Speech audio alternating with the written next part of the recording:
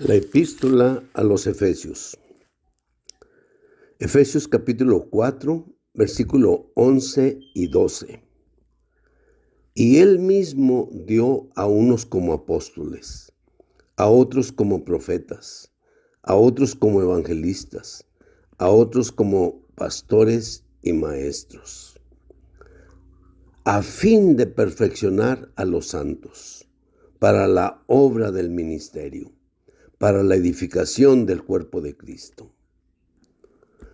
Nuestro tema, entrenar a los santos, llevándoles a una preparación total para la edificación del cuerpo de Cristo. Hermanos, pues seguimos en la epístola a los Efesios y quisiera todavía decir algo sobre Efesios capítulo 3, versículo 4. Perdón, hermanos. Dice: leyendo lo cual podéis entender cuál sea mi conocimiento en el misterio de Cristo. Bueno, ya estamos diciendo que esta palabra misterio, mire, no surge realmente de lo que llamamos el concilio de la Trinidad Divina. Este asunto del concilio de la Trinidad Divina, ¿me entiende? Pues luego a veces es un poco difícil, pero quizá, mire, es que yo digo, en la Biblia, el nombre de Dios, hermano, en esencia es uno. Por causa de que tiene un plan con el hombre, entonces Él es tres. Pero siempre es uno. O decimos, en un sentido, Él es triuno, y en otro sentido decimos, Él es tres. Sí, bueno, entonces decimos, hermanos, que queremos hablar un poquito más del misterio de Cristo. Fíjese, vuelvo a decir, Colosenses 2:2 dice que Cristo es el misterio de Dios. O sea, Dios es misterioso, pero una vez que nosotros vemos a Cristo, este Cristo expresa en su vivir todo lo que es Dios. Es maravilloso eso, hermanos. En Él habita corporalmente toda la plenitud de la deidad. Escuche esa palabra plenitud. Plenitud de la deidad. Si usted quiere juntarlo, ¿verdad? Para que sepa a qué nos estamos refiriendo. Entonces, quiero decir lo siguiente, hermano. Mire, Cristo, Pablo dice aquí en 3:4, Efesios capítulo 3, verso 4, dice: leyendo lo cual podéis entender cuál sea mi conocimiento en el misterio de Cristo. Para nosotros decir, o sea, que Cristo es un misterio, pues mire, cuando nosotros lo vemos en capítulo 1, en el verso 22, es decir, cuando se produce la iglesia, dice: y sometió todas las cosas bajo sus pies, y lo dio por cabeza sobre todas las cosas a la iglesia. Escuche, la cual es su cuerpo. Y escuche esta palabra, la plenitud de aquel que todo lo llena en todo. O sea, la iglesia, la cual es su cuerpo, la plenitud de aquel que todo lo llena en todo. Mire, esta palabra plenitud, hermano, pues, ¿cómo le quiero decir? Es como, a veces usamos ese ejemplo de, usted puede hablar de un agua mineral, ¿verdad? Principalmente la Topo Chico, porque esa nomás le mueve tantito y luego nomás la destapa y sale toda lo burbujeante, por decir, o sea, el gas de esa botella, ¿verdad? O si lo dijéramos de acuerdo con esto, ¿verdad? Sale toda la plenitud de la deidad. Es decir, la iglesia es el cuerpo de Cristo, la plenitud de aquel que todo lo llena en todo. O sea, Cristo lo llena en todo, ¿por qué? Porque Él fue hecho la cabeza de todo el universo y fue hecho la cabeza, ¿me entiende?, de este universo también. Y la iglesia con todo lo que Cristo es, o sea, la supereminente grandeza de su poder para con nosotros los que creemos, ¿me entiende? O sea, y vamos a decir, ese poder cuádruple, o sea, que le resucitó de los muertos, ¿ve? Que le sentó a la diestra del Padre sobre todo principado, poder, autoridad, señorío, nombre, o sea, todo gobernador, todo espíritu, o sea, Él fue sentado a la diestra del Padre. Y entonces se le dio el lugar de honor y de preeminencia en todo el universo. Fue hecho la cabeza de todo el universo.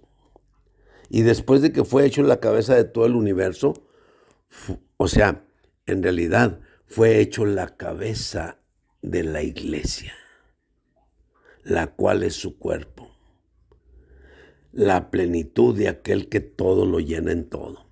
Fíjense, cuando Cristo fue hecho cabeza de la iglesia, Él como la cabeza, escuche, transmite todo lo que Él es, lo transmite a la iglesia, la cual es su cuerpo.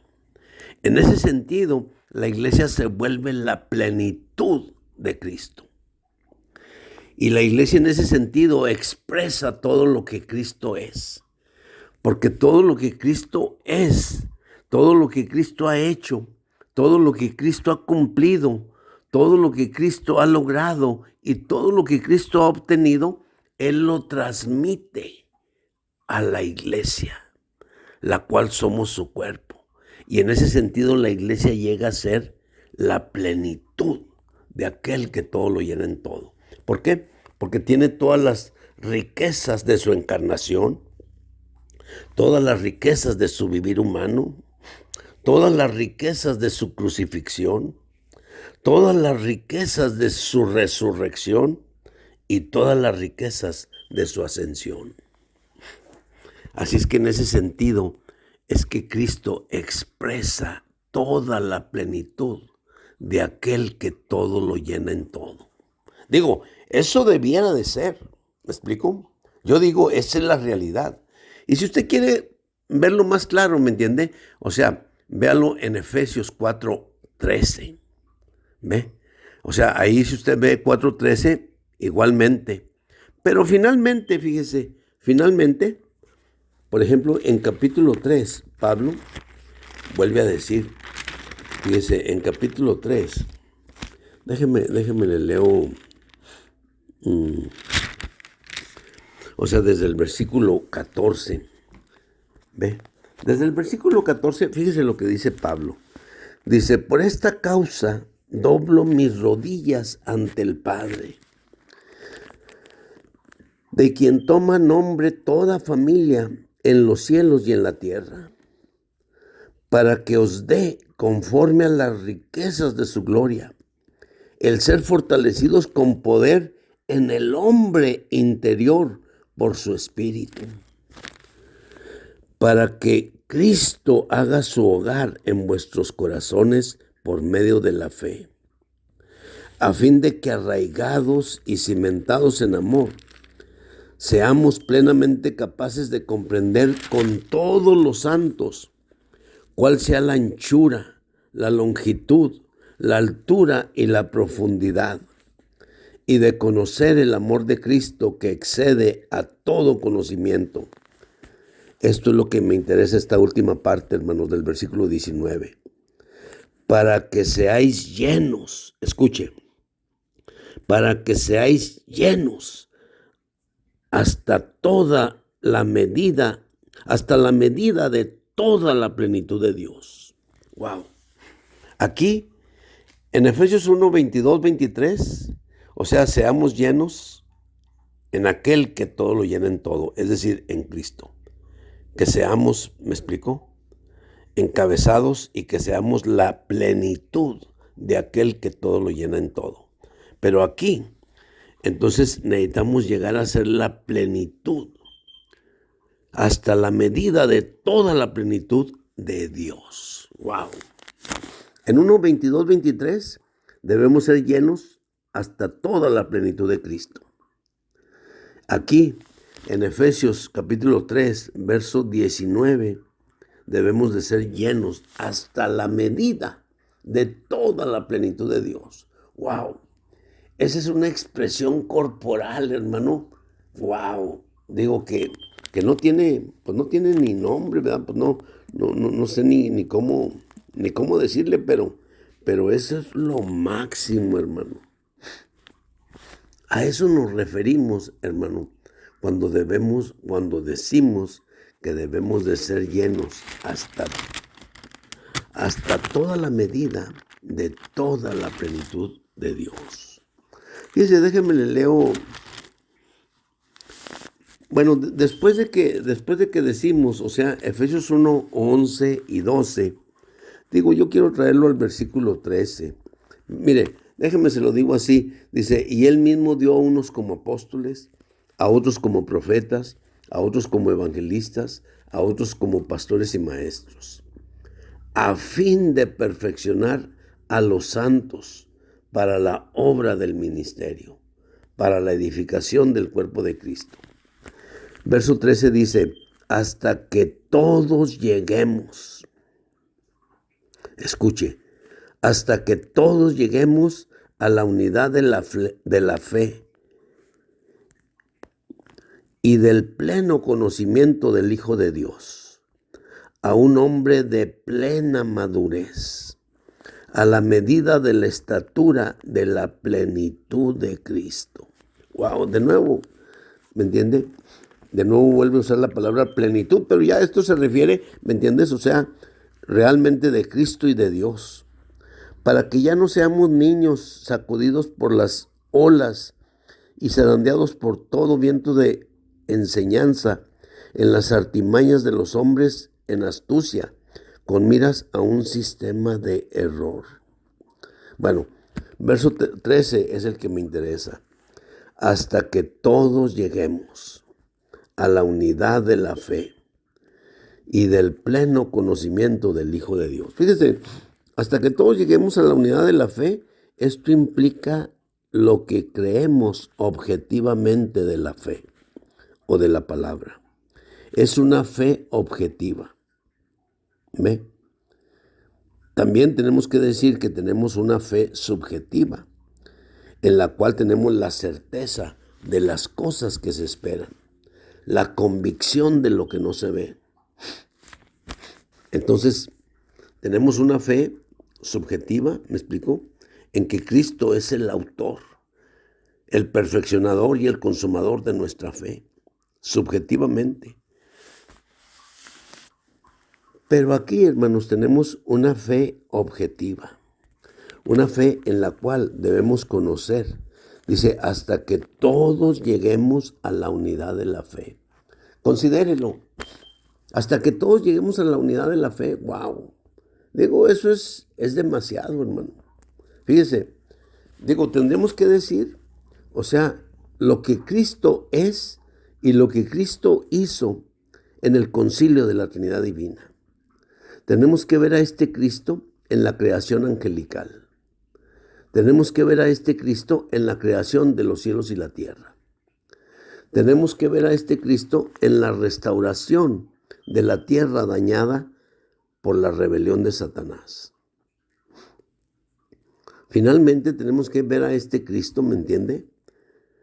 En la restauración de todas las cosas. Y tenemos que ver a este Cristo en la creación del nuevo hombre. Bueno, no del nuevo hombre, en la creación del hombre. Y luego tenemos que ver a Cristo, o sea, ¿me entiende? En todo el Antiguo Testamento, en todos los 39 libros del Antiguo Testamento. Tenemos que verlo en sombras, en tipos, en figuras, en promesas, en profecías. ¿Ve? O sea, a través de todas estas 5 cosas necesitamos verlo en todos los 39 libros del Antiguo Testamento. ¿Para qué? Para que finalmente no solamente seamos la plenitud de Cristo, sino que también lleguemos a ser la plenitud de Dios. Así que considere, hermano, o sea, no está sencillo, pero tampoco está imposible. Amén.